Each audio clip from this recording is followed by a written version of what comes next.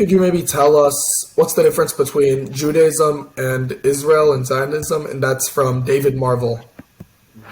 Sure. So really, there's like a three-pronged answer, and the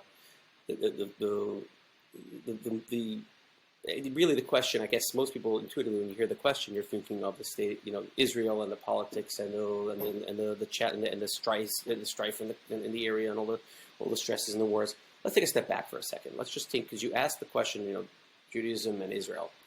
So we're describing, right? If the world did not exist, then it would be everything, right? God makes a world, and then it's fascinating because you see this play out scientifically, how you begin by developing just some basic components, then you develop molecules, and it comes into reality. And the same thing also in people. You have thoughts and ideas, and then emotions, and then emotions become articulated as words, and then words become into actions, and you become more and more physical. So if we thought of God's creation following the pattern of a person, where the person, is the life is in every part of your life, right? But there is there's like a center of your life. There is a brain, there is a head, which is not more alive than your toes. Your brain does not have a different level of life than your fingers or any part of yourself. But it is the focal point. It is the center, right?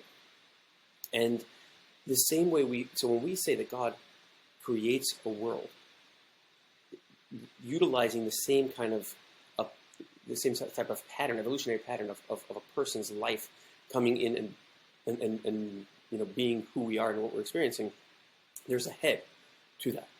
And that head would, by the way, exist in time, because that's one of the divisions. It would exist in place, and it would also exist in soul, in ideological, in human divisions. So, for example, in time, we have the day of Yom Kippur. So, if you're familiar with Yom Kippur, it's a day that all of a sudden we achieve forgiveness. What do we achieve forgiveness in a certain time? How does a time have a certain forgiveness? The reason is because there's a focal point where God says, I love the world. I want the world to exist. Everything comes from that focal point, right? In our head is where you're never wrong in your own head, right? In your own head, that's where everything becomes right or wrong. Well, yeah, I mean, in your own head, it's like that's your ultimate, I guess the best way to say, objective subjectivity. Exactly.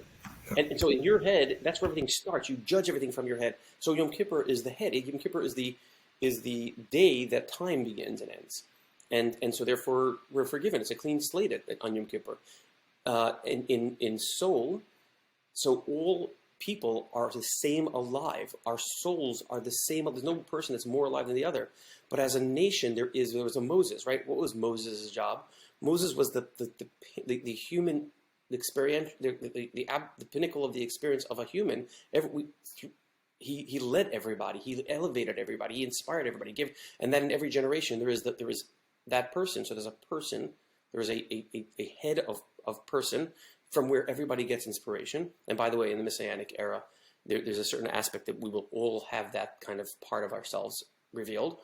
So we'll all have that in a certain sense. But there is that head, and then there's a head of space. And that's Israel. And so Israel is fundamental to Judaism from creation. From the beginning, we said the world was created from there. Meaning that the same way that God cares about minutia, and God cares about whether or not I'm eating something that's cyanide or whole grain bread, and that's clear from the way the physics works. And God cares whether I'm eating kosher or not kosher. There's the minutia that God cares about. It has a focal point physically in the world. And that is Israel, and from there the world, and so therefore there are 8 billion people in the world, and the center, the focal point of that is Israel, and like it says, this is a land, this is the place where all the nations will come to pray. So it is fundamental to Judaism that Israel must be a place that reveals and the unity of godliness and the light of godliness and the morality of godliness to the world. That is a focal point. Now, like with Separate from that, regards to like religion and like also like more current day, because like back then like it's pretty clear like whose land it was historically. I mean, for example, like um, when you describe America, like sure you can go back to like the Bering Land Bridge and talk about how people from Asia traveled to America and those are the right? Native Americans. But like with Israel, it's a lot easier to. Okay, fine. It was originally the Hebrews, the Israelites, the Jews, and then you have all these empires. Secludians, Romans, Ottomans. Not, of course, Yeah, not in order, but yeah. So So, like and how do you think that like relates to like current day? Like no longer like so yeah, current day, the most important Jewish message that relates to current day Israel has nothing to do with the focal point of religion or philosophy or anything like that. The most important mm, aspect that results in current it applies to where you're living in right now. You're in Florida, right? yeah. Go back 100 years, 200 years in Florida. Which country are you living in? the Seminole, well, Spain technically. Okay. So if you have a descendant that can prove that they're there and that they belong there, and they could be right, they could be 100% right, but they come and they start, they say we want the land, or they come and they start the most basic requirement that the Torah gives for Jews, for Hispanics, for anybody, not even it doesn't matter, the non-homogeneous nation that has all different peoples, you have to the you must protect your borders from any type of attacks of any type. Now, um, so right now, what's happening in Israel is cloaked under religion. It's cloaked under history and strife and all this. It's not. That's not what's happening. That's not what's going on. Is that there'll be arguments everywhere, and then there are extremists that are attempting to, make their statement through violence, and and that is something that cannot be accepted anywhere. It's just Yeah, like disregarding the violence, so like the innate difference between because like I think like personally with the issue between like Israel and the Jewish people is that I think like violence and history often plays a role in choosing sides or kind of just discussing the issue, but disregarding like the violence and like I don't mean let me to let me clarify one point here that maybe I wasn't because I went like I spoke about Florida, right, or any place. Let's go back to Israel for a second just to give a little bit more facts, a little more clarity here. Going back, right, 75, 80 years, um, and like you were saying, there are many different, every single place. I mean, even the Indian tribes here in New York, there were many different tribes that took over each other. They fought wars, whatever it was. That's part of history in any place, in Poland, in Russia, wherever there's wars everywhere. Um, and different, Israel is our homeland spiritually, but take that aside for a second.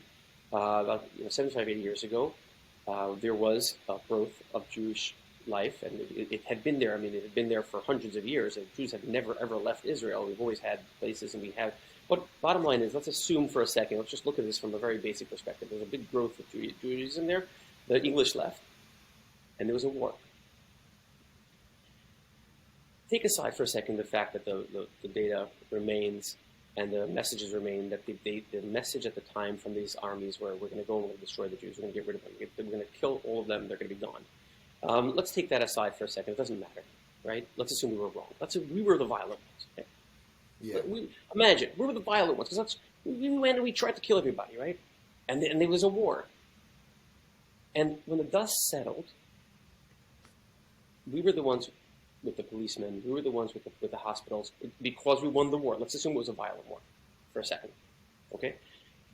At that point, we became in charge of making sure people in there are safe. It doesn't matter how that happened. So, for example, in Gaza, right? In Gaza, that land that was owned by Jews, that was given away to the Arabs, right or wrong, it's now it is now settled by the our nations that are sending rockets into Israel, etc.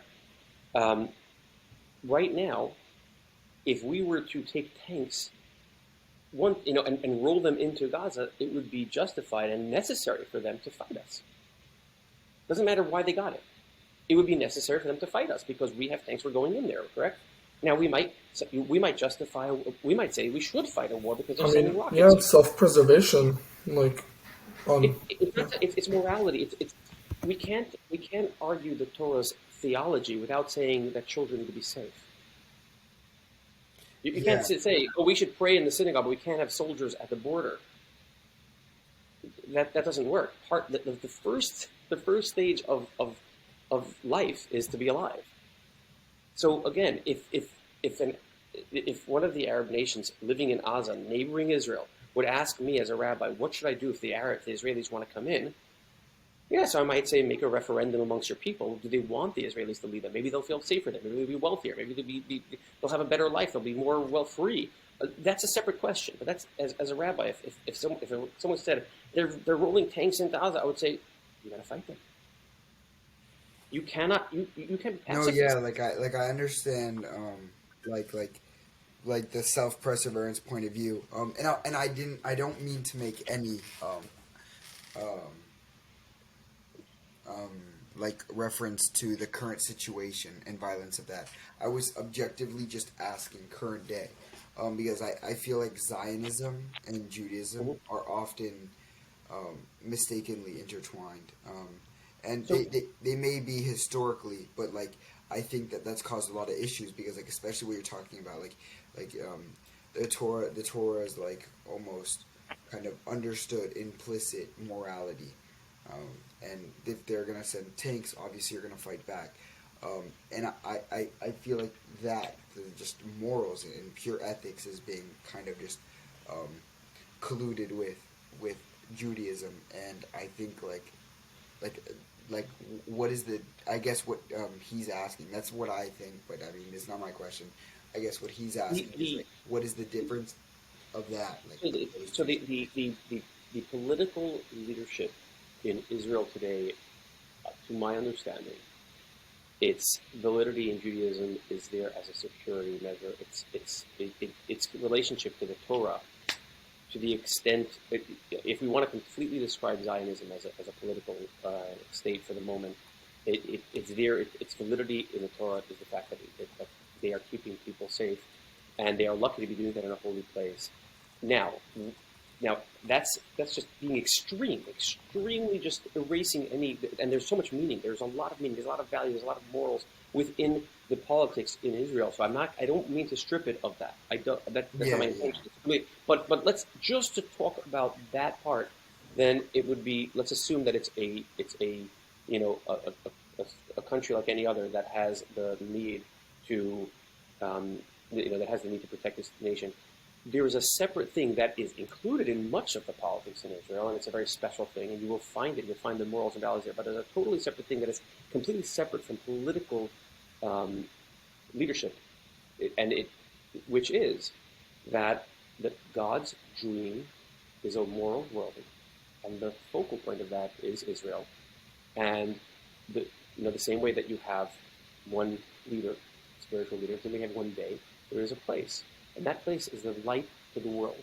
And it is our objective and it is our goal to be able that the political leadership and the physical leadership and everything else should all mirror it. At this point we're not there.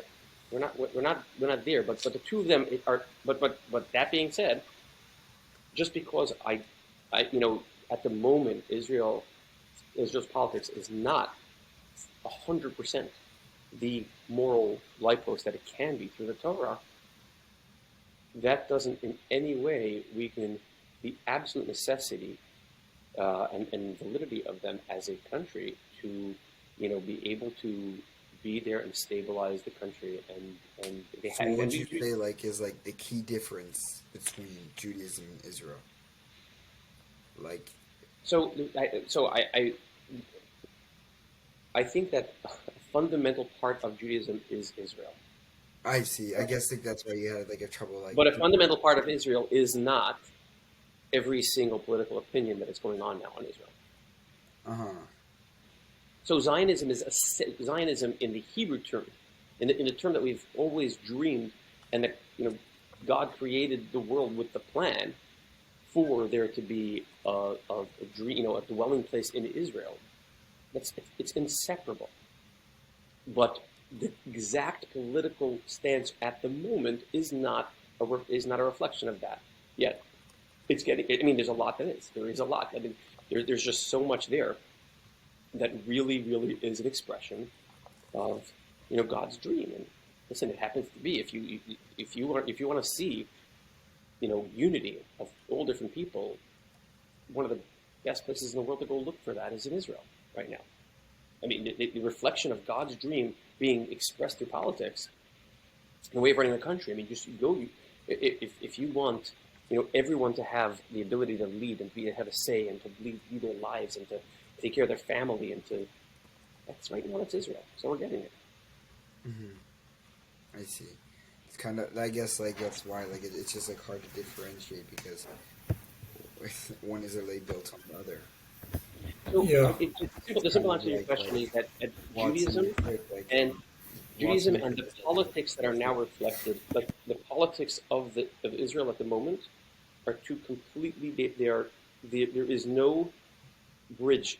There is they are two totally separate things, and the reason for that is that Torah is true, and 99% truth is 100% not true.